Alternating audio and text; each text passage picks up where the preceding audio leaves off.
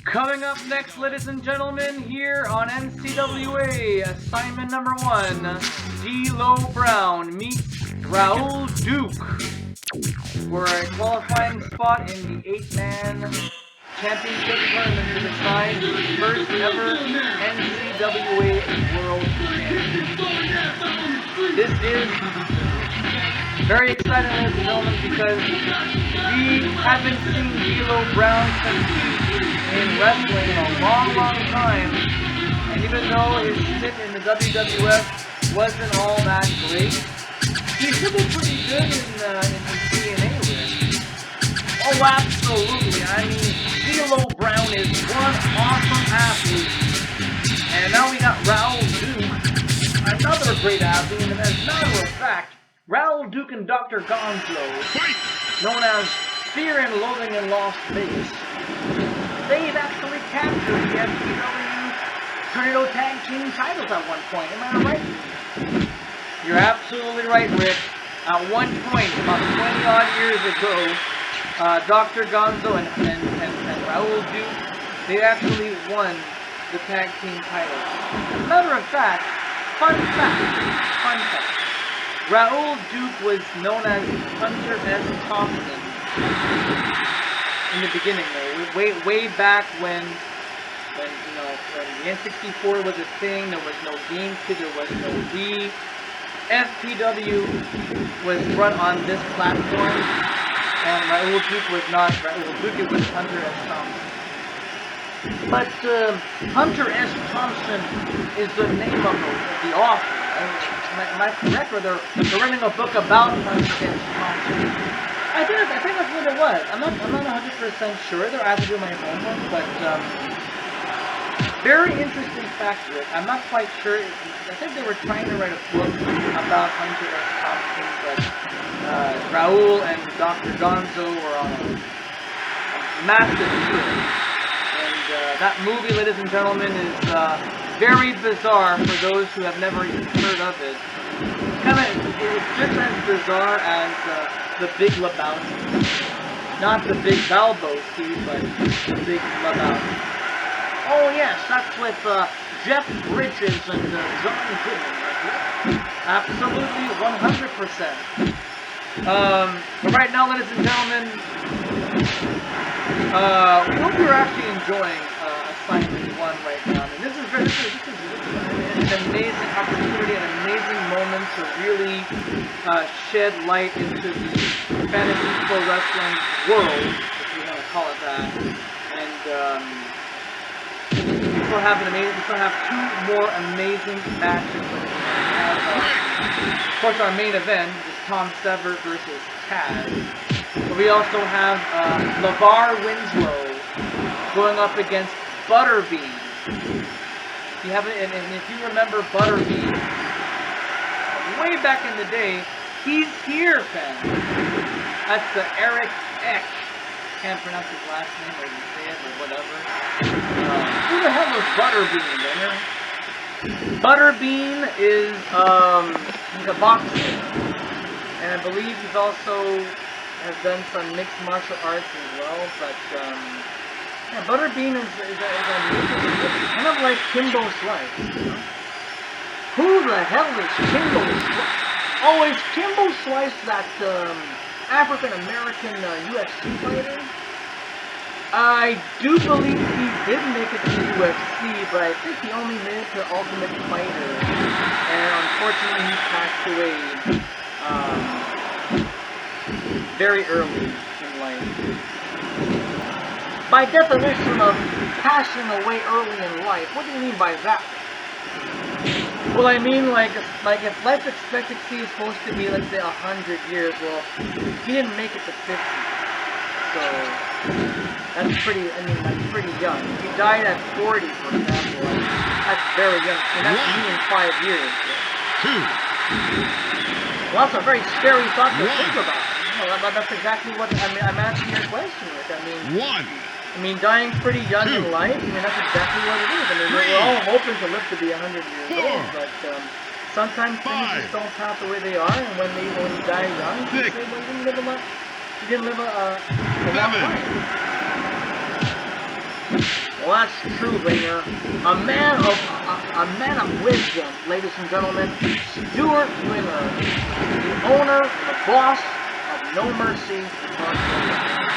I'm glad I'm calling the action with you this afternoon, Ringer.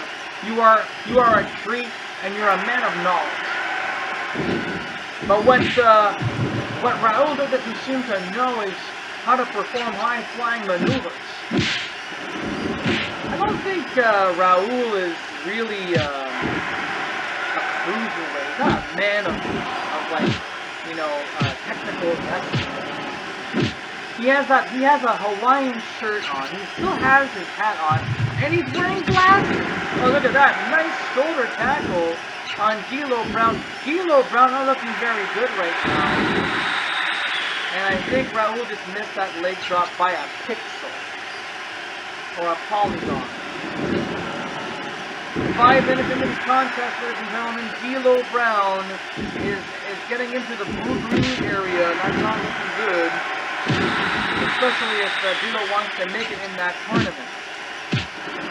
Coming up next, ladies and gentlemen, here on Assignment 1, we have Al Snow, one of our favorite teachers who has trained many athletes in WWF, TNA. He's performing tonight against Cactus Jack, a legend, just like Pansy. And that's coming up right after this match is over. Now D'Lo Brown suspended upside down with a side vertical suplex from Raoul Duke, and it looked as if D'Lo Brown was in the danger zone. No pun. Top Gun song right there. And we have Mankind, Mrs. Foley's favorite boy, as Jim Ross would say, and Raoul Duke, who has lost earlier this evening. He's involved in this matchup because Mankind is in the ring. Well, it looks as though that Dr. Gonzo and Mankind are fighting on the outside floor. This match continues on, and I believe at this point now we're almost getting into the 7-minute mark. This will now deem the longest match on our broadcast. That's amazing, ladies and gentlemen. D'Lo Brown almost at the special mark, and a moment ago he was marked as danger. Well, now Mankind is back in the ring, but Dr. Gonzo from behind with a few punches and kicks. Good job, Gonzo. That's teamwork right there, Rick. Think about it. That's teamwork because you don't want anybody interfering in these matches. You want the match to be fair and quick. And now D'Lo Brown in the apron. He was in big trouble, and look at that beautiful back heel kick on Mankind, crushing those nuts. Oh, now it looks as though that Dr. Gonzo and Mankind are they have sending themselves away from each other, which is great. There is now peace in this matchup, and now D'Lo Brown with a special. This is huge, fans. German suplex with the bridge, and only gets a 1 count. I can't believe it. After 8 minutes into this matchup, what, a 1 count from a bridge German suplex? Now it was a pile driver. Raoul Duke now is in the blue-green area. Not looking very well, standing switch. And now an Irish whip counter. Oh, a beautiful drop there by D'Lo Brown. Raoul Duke now has to think about a new strategy. How to beat D'Lo Brown and advance on in that tournament. Will Raoul Duke be able to join in with Graham Healy, Keegan Yamada, and Shima? Will this actually happen? I'm looking forward to seeing the results. Me too, Rick. Now D'Lo Brown, sky high, but Raoul Duke's hand reached the bottom of the rope, Star. Almost speaking like Johnny Baba Ganu. But anyway, ladies and gentlemen, I'm excited about this matchup here. D'Lo Brown on the second floor. Misses the elbow drop. Raoul Duke has to pick up the pace here if he wants to win this matchup. Pendulum backbreaker. Nicely done there by D'Lo Brown. Well, my money now is on D'Lo Brown because he has been the only individual that came absolutely close enough to win this match. Off the ropes. Oh, beautiful jumping casket. But Raoul Duke was able to block that one with no problem. Misses the elbow drop. Raoul Duke is slowly getting up. And we are now entering the 10-minute mark. Double digits here, ladies and gentlemen.